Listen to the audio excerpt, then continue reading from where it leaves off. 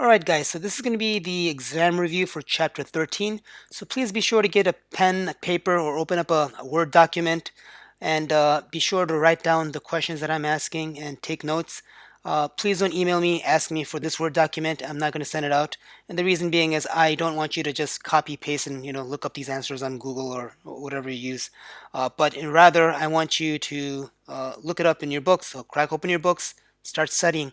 And as you're looking for these answers, as you're writing these questions down, it's also going to help you remember, recall, and learn.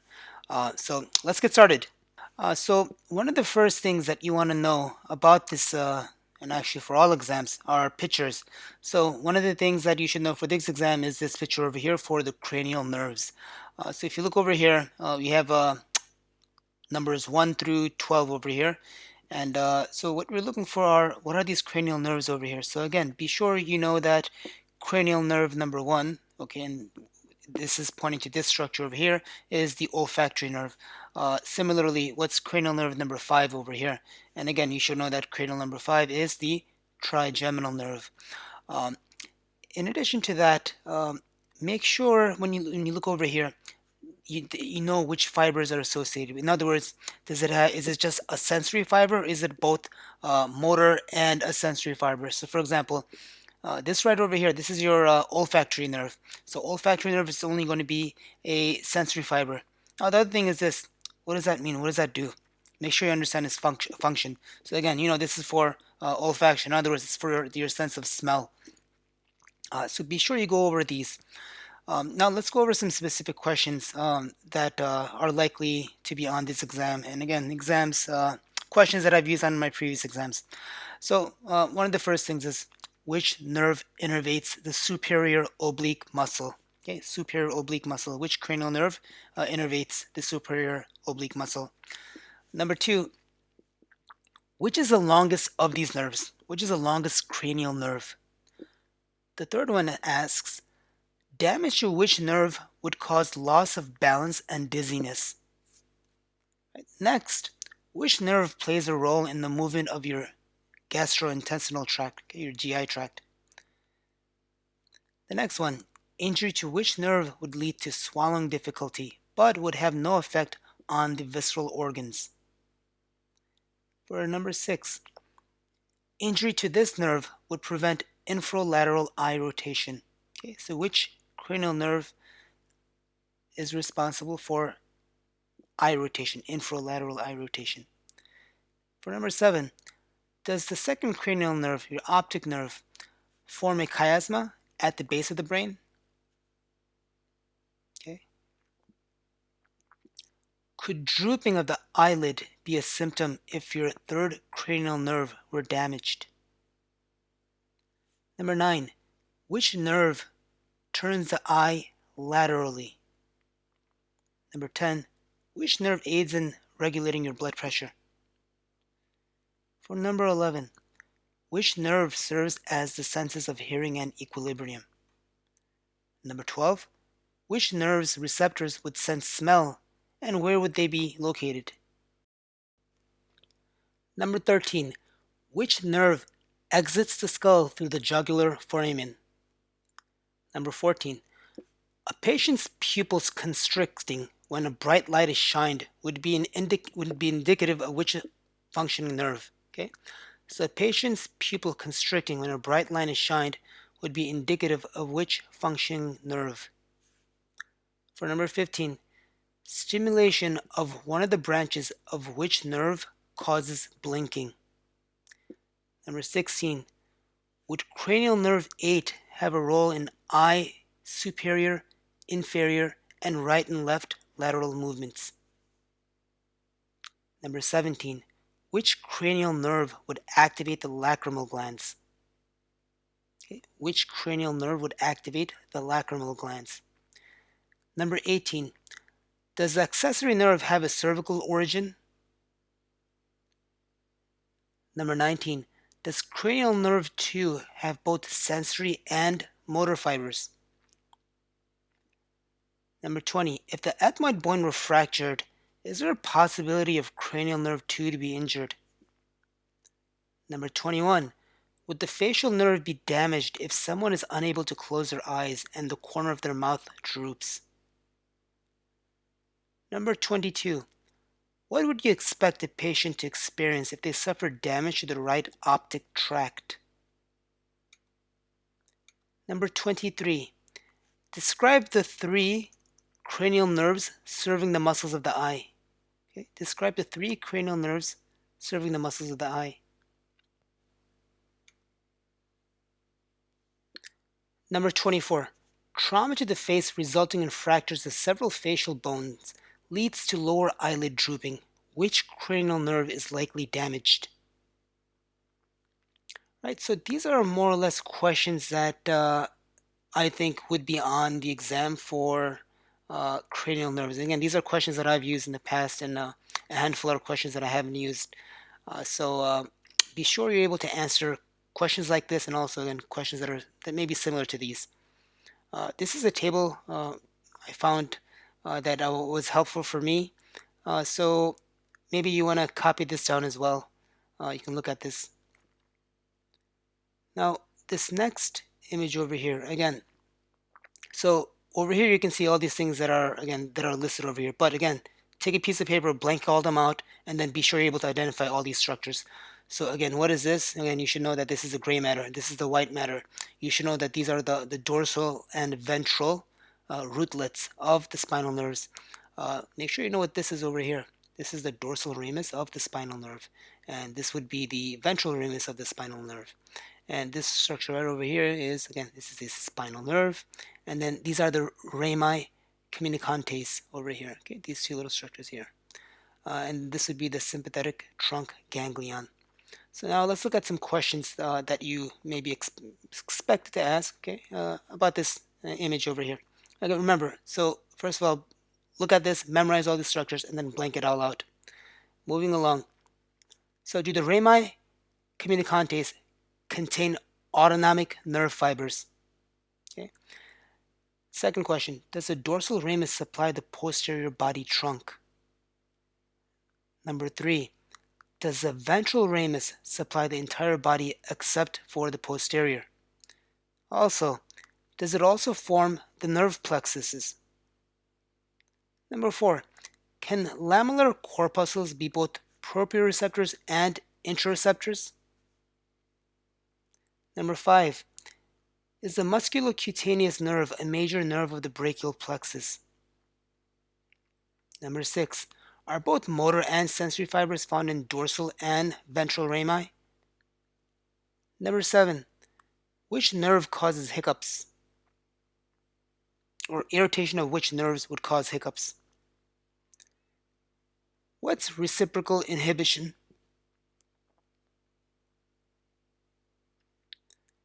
Number 9, if you apply a stimulus to the sole of the foot to test both upper and lower motor pathways, which reflex would you expect to observe? Okay, so number 9, if you apply a stimulus to the sole of the foot to test both the upper and lower motor pathways, which reflex would you expect to observe?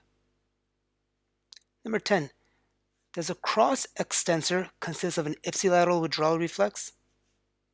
Number 11, would a flexor reflex produce a rapid withdrawal from a stimulus? And number 12, in a cross extensor reflex, grabbing of the right arm would cause it to flex. What would be the action of the left arm? Okay, so in a cross extensor reflex, if you grab the right arm, this would cause it to flex. What's going to happen to the left arm?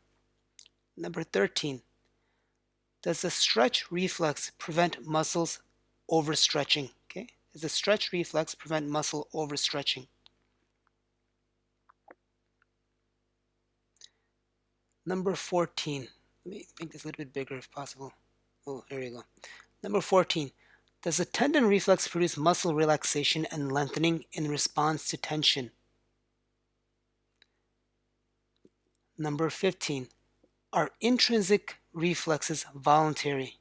Are intrinsic reflexes voluntary?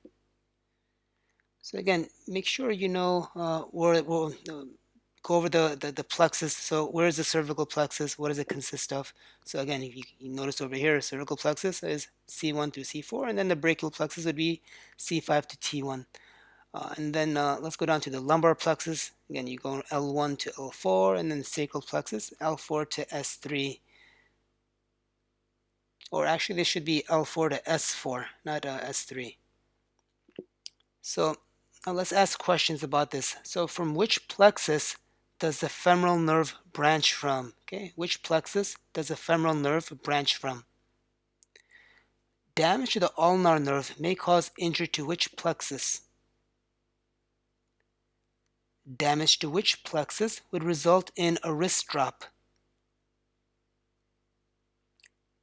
An improper gluteal injection may injure a nerve in which plexus?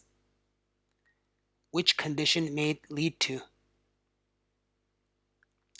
Now, which plexus did the phrenic nerve branch from? Which plexus does the phrenic nerve branch from? Which nerve arises from the brachial plexus? Number 22. What are the subdivisions of the brachial plexus starting at the spinal cord? Okay, so what are the subdivisions of the brachial plexus starting at the spinal cord? And number 23. Which nerve arises from the lumbar plexus? Which nerves arise from the lumbar plexus? Number 24. Which lumbar vertebrae does the sacral plexus start at? Okay, which lumbar vertebrae does the sacral plexus start at? Number 25. List the order of the spinal reflex arc. Okay, so list the order of the spinal reflex arc. And for this, actually, we have a picture, I think all the way over here. There we go. So make sure you know this as well, okay? So again, blank out all these over here and be sure you know the correct order of this. So again, so what do you have? You have a receptor over here, the stimulus is applied, and this is the sensory neuron, and then you have the integration center over here, then you have the motor neuron, and then you have the effector. Okay, so this is quite simple. So let's go back up over here. Okay.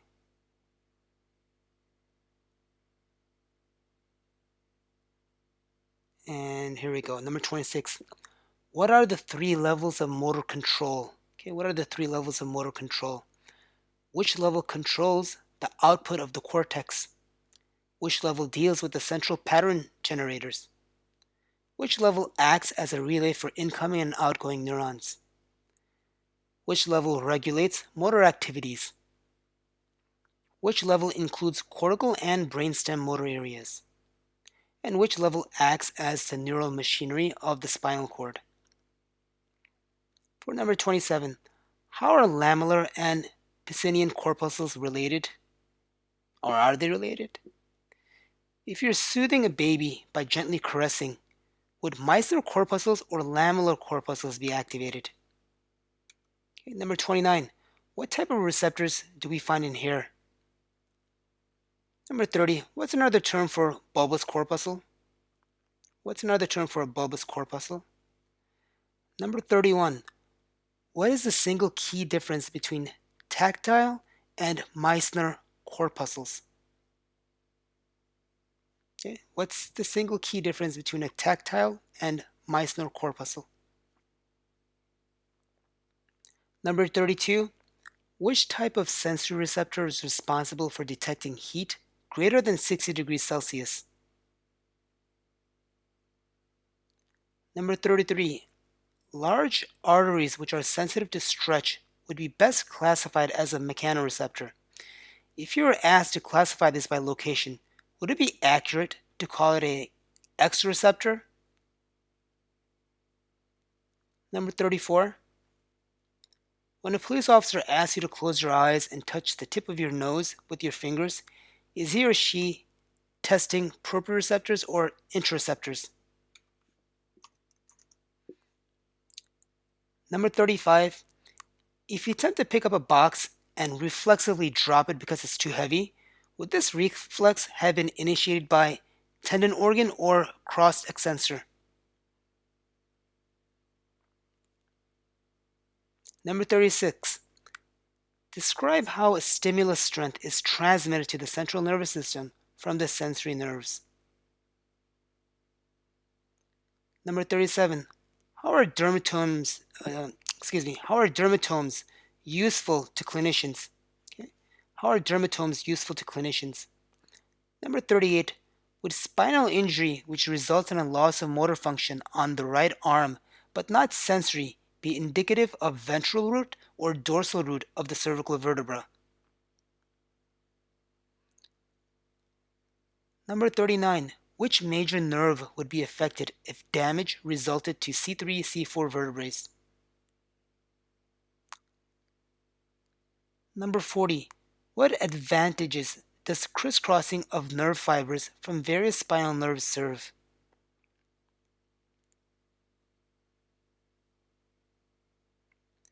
Number 41.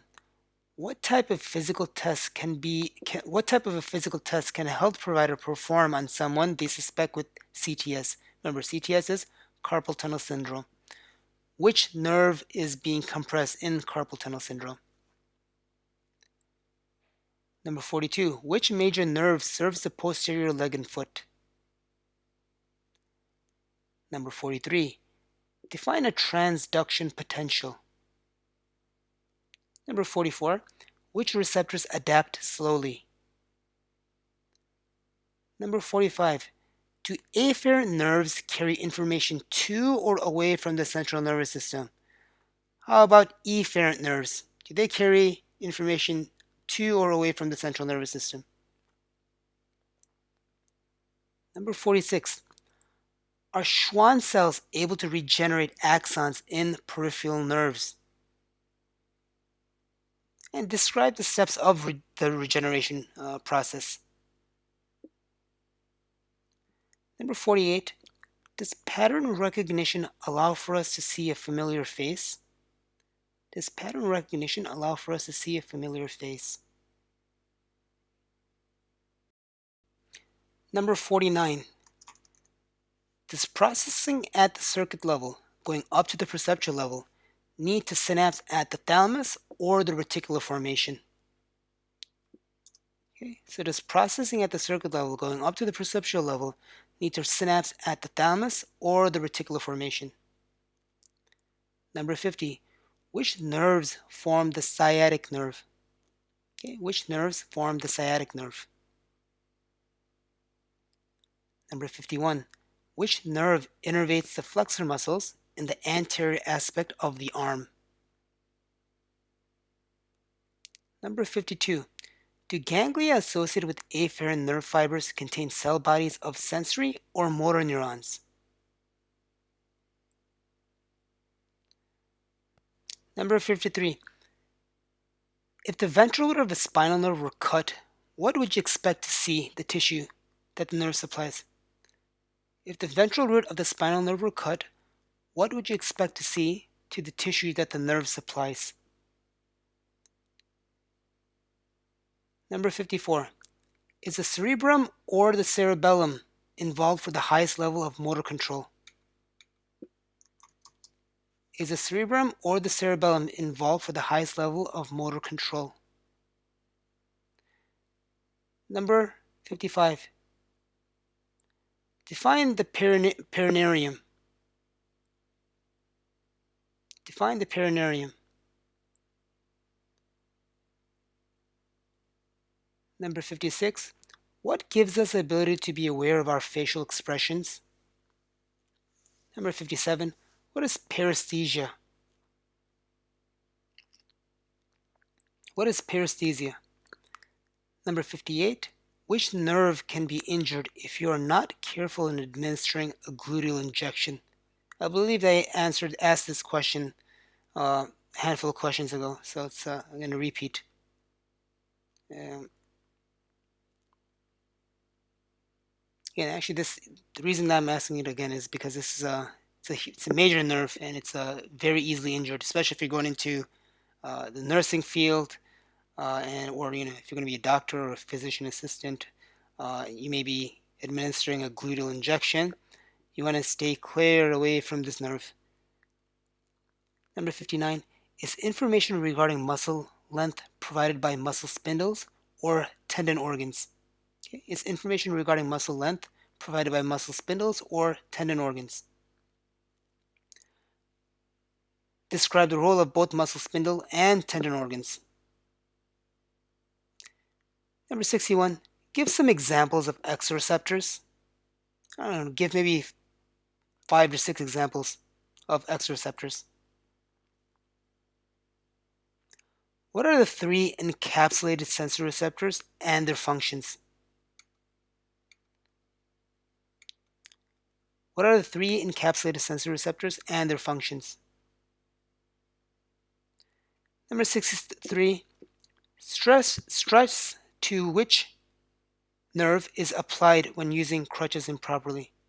Okay? Stress to which nerve is applied when using crutches improperly? In other words, which nerve is being compressed?